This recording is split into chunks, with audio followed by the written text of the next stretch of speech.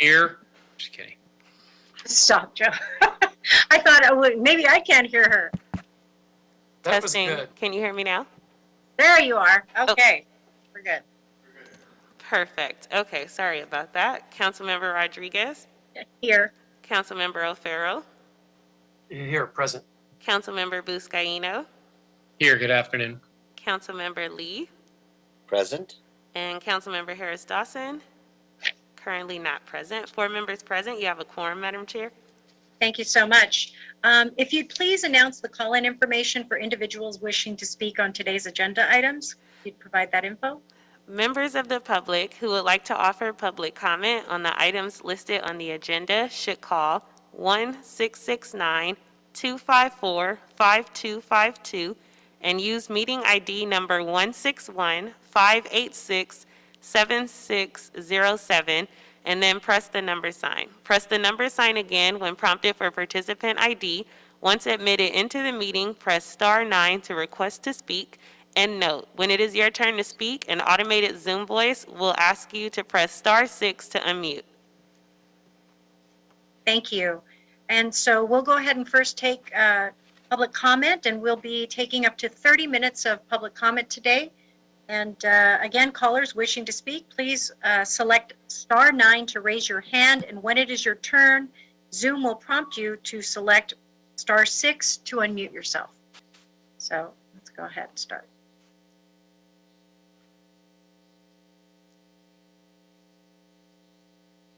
Great. Hi, caller, please state your name and the items you'd like to speak on.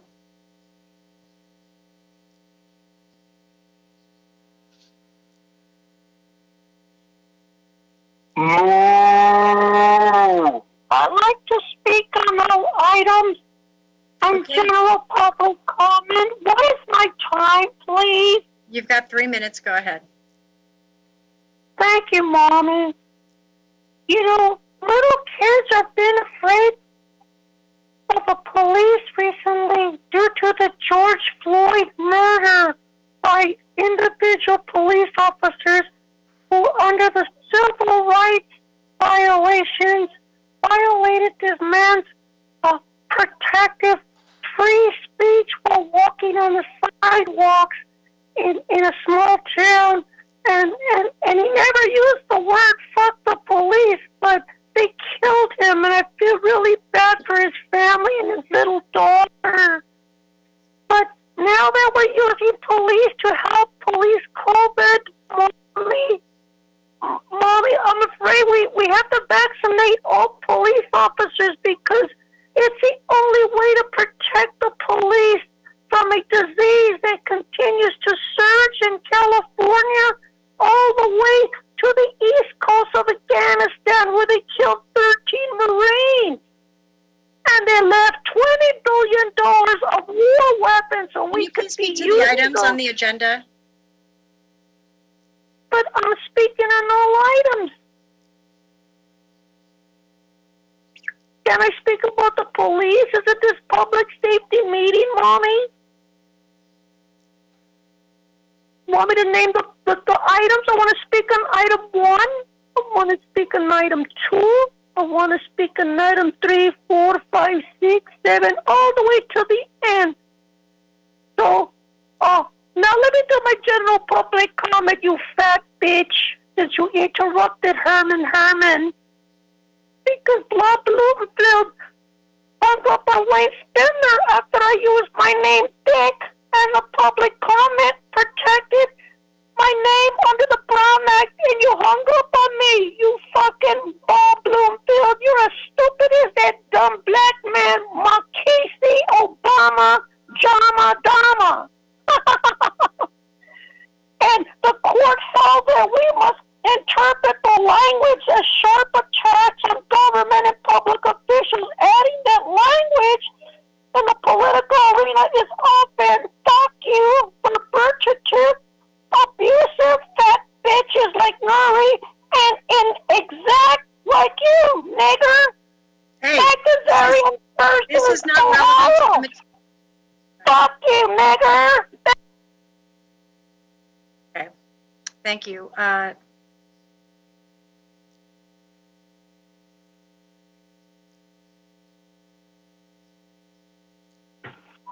Caller, please state your name and the items you'd like to speak on. I'd like to speak on all the items in general fucking public comment. Your name, Can please? Can I fucking speak on Madam Chair, isn't that Herman again?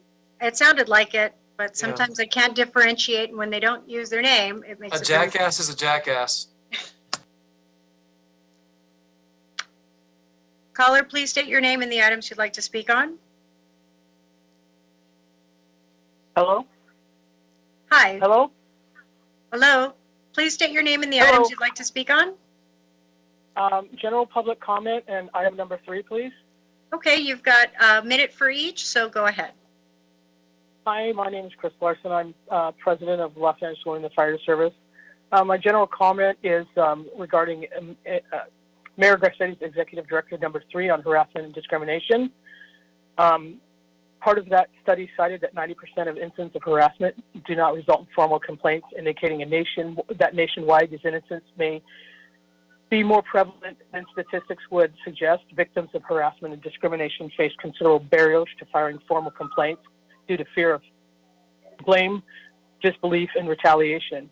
As a city, we must administer policies and practices that prevent harassment and discrimination, as well as support those who wish to report their experiences. In line with that, on item number 3, the LAWFS believes that underreporting, as outlined in the mayor's directive, rings true in the LAFD as well. This is why it's crucial that the cultural assessment that was the number 1 policy recommendation of the LAWFS as part of the strategic plan in 2017. Unfortunately, we believe that this is not being done independently as directed by the request. It's been 4 years since the study was requested and been defunded multiple times, and it's led us to distrust some of the people in the mayor's office and UFLAC. We are requesting 2 things: that UFLAC has disallowed surveys for the past 2 years. We are demanding that the city amend the MOU so that we can freely conduct surveys of LAFD members and gather accurate data independent of UFLAC influence. And 2, that we increase the number of women as well as African Americans in the working group, that they be given prominence in all decision-making where policy and future research are informed by the study of the organizational study. Thank you for your time. Thank you.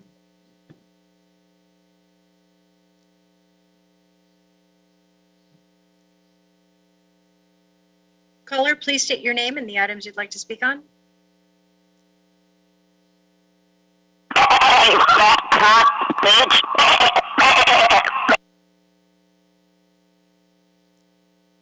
Okay. It looks like we've concluded general public comment. Thank you all very much. Colleagues, I'd like to recommend that we take the following items on consent. Items 1, 2, 4, and 5. Is there any objections? Seeing none, Madam Clerk, would you please call the roll?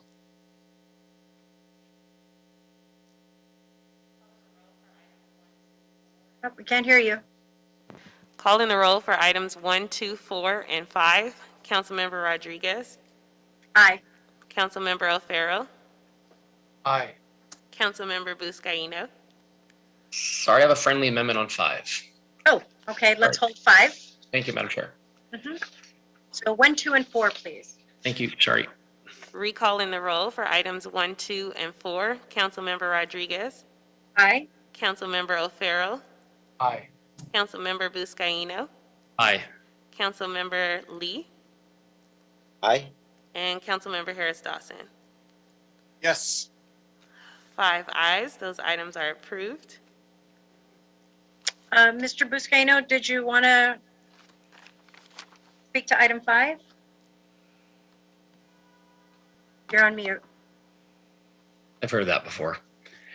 Thank you, Madam Chair. On item 5, we have the police department on. Oh, sorry.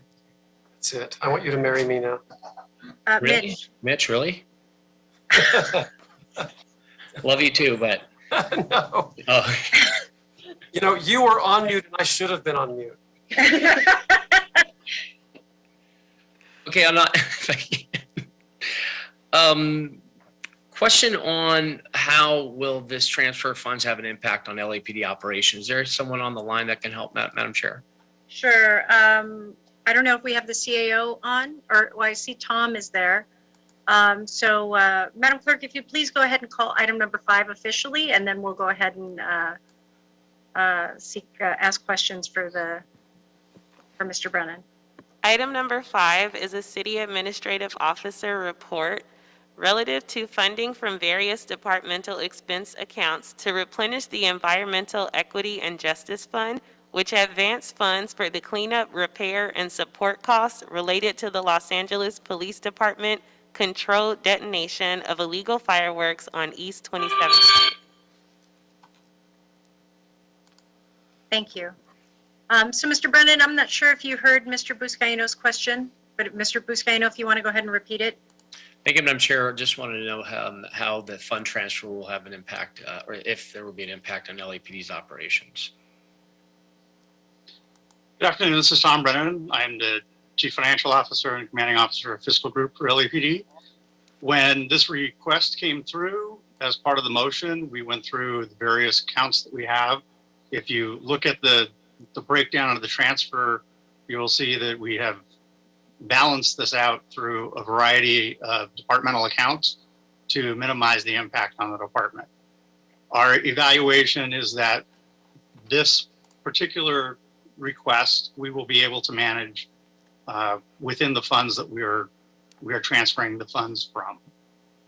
So this it'll have a minimal impact on the department. We'll be able to balance our operational budget because it's so early in the fiscal year. So we can make adjustments at this point in time within these accounts. Very good to know the suspect in the case pled guilty to one federal charge of transporting over state lines of the dangerous fireworks, correct? That's beyond the scope of what I can respond to. Okay, so maybe something for the city attorney. Does the city have any options to seek restitution from the suspect in the case that was responsible for transporting and stockpiling these illegal fireworks that came into CD9?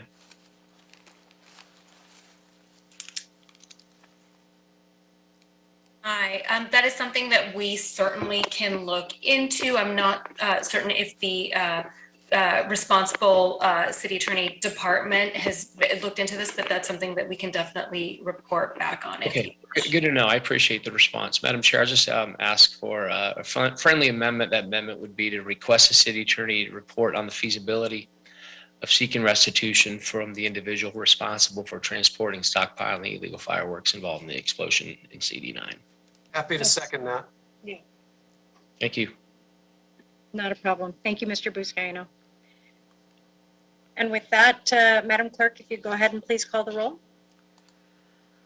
Calling the roll to approve item number 5 as amended verbally by Councilmember Buscaino. Councilmember Rodriguez. Aye. Councilmember O'Farrell. Aye. Councilmember Buscaino. Aye. Councilmember Lee. Aye. Councilmember Harris Dawson. Yes. 5 yeses. This item is approved as amended. Thank you. And now that brings us to item number 3 on today's agenda, please.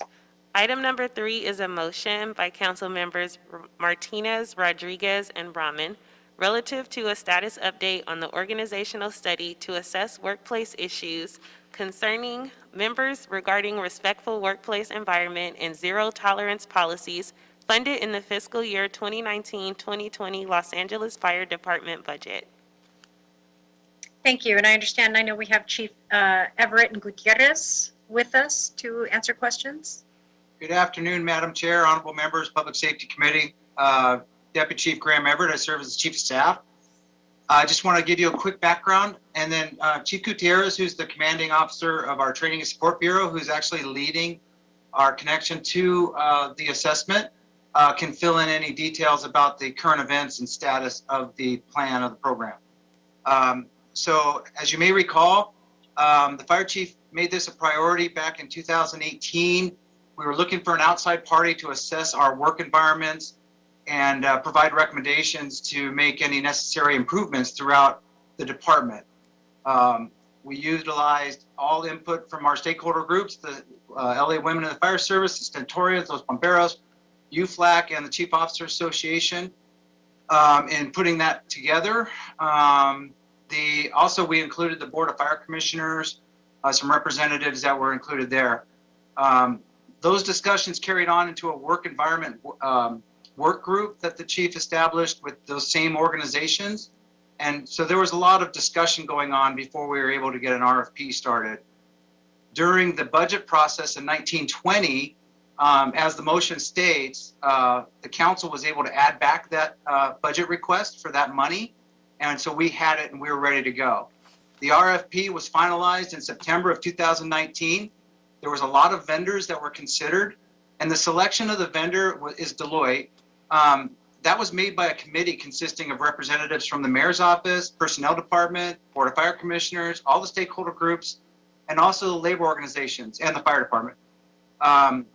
So right after that, we were ready to go, and we were getting into the selection of Deloitte, and then COVID hit. And when COVID hit, the funding was swept to address some of the response to the pandemic. So we lost our funding in early 2020. Throughout the summer months of 2020 and into the fall, we looked for funding sources that we could use to fund this program. We looked through, we made a presentation to the Innovation Commission. We tried to use our LAFD Foundation for funding. And we also were looking at grant opportunities for something like this. And we were not able to secure it in that way.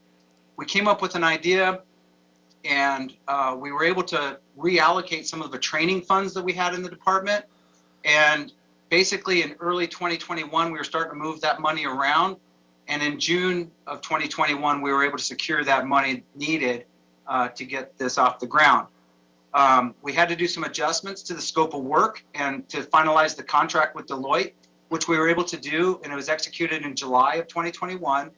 And they hit the ground running in August. So just last month, they started going.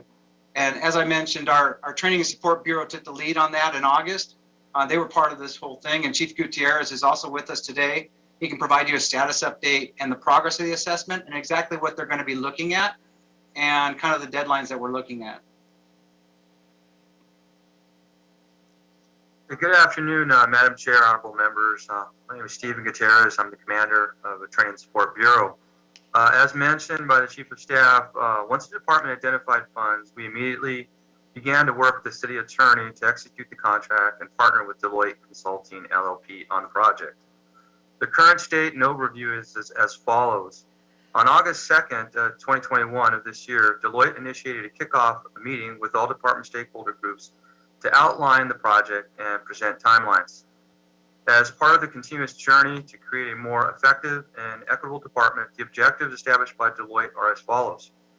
One, to strengthen the LAFD's organizational structure to meet the demands, or the needs of today. Number two, to prepare LAFD's organizational structure to meet the needs of tomorrow.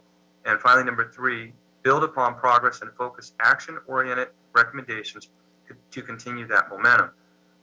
The strategy developed by Deloitte is four-phased. Those are initiate, collect, assess, and design and recommend. In the initiation phases, which includes the kickoff, was to reconfirm the project scope, requirements, and approach, establish a project plan with clear timelines, develop and submit data requests and collection plan. The collection phase was to document human resource data, design, build, and distribute confidential employee satisfaction survey, establish a project plan, finalize interviews and focus groups, and review and refine data collection efforts.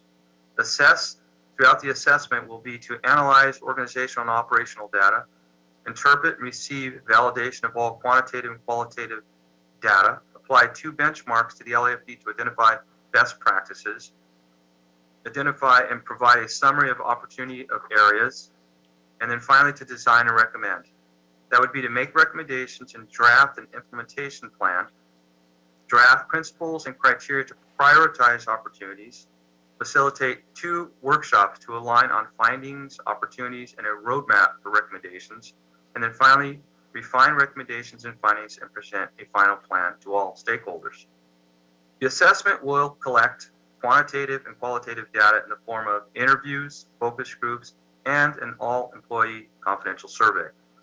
The categories or pillars of the framework that will be assessed in the focus groups, interviews, as well as the surveys are people, organization, well-being, work technology, and learning environment.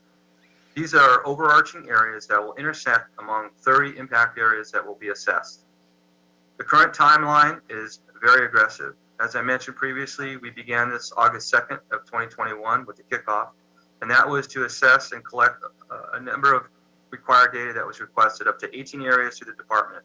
That being from government's documents to previous surveys and also assessments that were made throughout the organization throughout its history, to mine and assess those. We have also begun the all-member survey the second week of September. That will close this September 20th. The individual one-on-one interviews have just begun September 10th, and they will continue. And the focus group invites went out this week. The first meetings will occur this Friday the 17th. Deloitte's project plan anticipates providing a roadmap and recommendations to the department early December 2021. Again, the study will benchmark the LAFD compared with at least 2 fire departments of similar size and or similar risk profiles and industry best practices. I do have the latest survey data as of this morning. As of this morning, the survey went out just last week and it's closing the 20th. We have 1,001 members that have actually submitted the surveys. So about 27% of the entire organization to date have actually finished the survey. There's approximately 304 that have currently started and have not finished. And this is being monitored daily with a daily update until the 20th comes. At this time, I can entertain any questions in terms of the current state or the overview.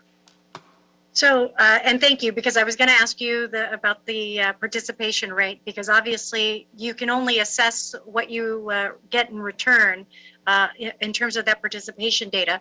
What is the objective, the target? Is it 100%? Is it in terms of the participation of staff? It would be obviously 100%. However, in speaking with Deloitte, and for them to conduct a peer analysis and scientific study, they need 30%. So we're at 27% now. We've continuous communication and encouragement. It is a voluntary survey. The communication goes out through the department, through Deloitte, as well as through the stakeholders. So very encouraged that we will reach at least that 30% participant rate.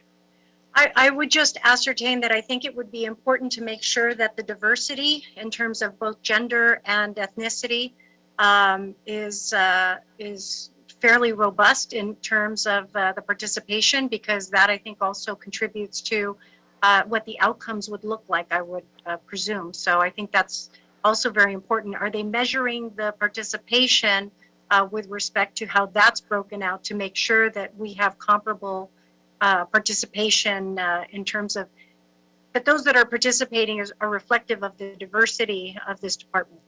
Yes, ma'am. All of the demographic information is being collected. However, it will not be 100% accurate, and that is because there is within the survey there's a prefer not to say.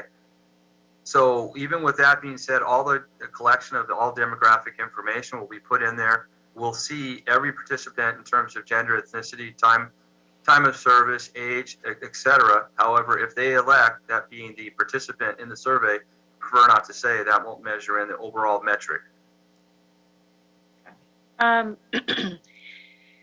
Has there ever in the history of the department been an effort deployed like this? And if so, when? There has been previous audits over the years. To my knowledge, to this effort that I'm not aware of, where we're looking at and breaking down the demographics as we are, when we're looking at these areas in terms of human resource and how the individual feels, to their own lens and in comparison to the work environment, not to my knowledge. Yeah, I mean, it would just seem to me that it would be an important regular practice to constantly monitor and kind of gauge the staff on what they're, and to measure when you're looking at I'm glad you raised the point about the comparable departments of scale, and because I think that's also very important. It's one thing to think you're on an island of your own, and there are other departments that we also have to be reviewing in terms of what the best practice is as we speak on all of these issues. So again, your anticipated conclusion and production of the report date would be when? Right now, Deloitte has a target date of December 1st. However, that will remain a little agile because, like with, for instance, scheduling of the focus groups, with our model of operations and the 24-hour platoon duty, we have to look and schedule these members to be off duty. So Right. It is taking, so there are some slight delays, but not significant. Okay. All right. Colleagues, were there any other questions? Now seeing none. Thank you, gentlemen, very much. Appreciate it. We're obviously all very eager to see this finally come to a conclusion. It's long overdue. COVID has obstructed a lot of our work, but this one is amongst the most important that was long overdue even pre-COVID. So we just really are eager to see this being completed. So thank you very much. Appreciate it. Thank you, Madam. Thank you. And so with that, we'll go ahead and note and file. And, well, actually, no, we didn't have, oh, what? We're going to have to approve the motion, excuse me. So, Madam Clerk, if you please call the roll. Calling the roll to approve the motion in item number 3, Councilmember Rodriguez, Aye. Councilmember Alfaro, Aye. Councilmember Buscaino, Aye. Councilmember Lee, Aye. Councilmember Harris Dawson. Yes. 5 ayes, this item is approved. Thank you. And colleagues, that concludes our work for Public Safety Committee today. Thank you very much. We will have a heftier agenda, I promise you, next time. And it's going to be a big one, so appreciate you all.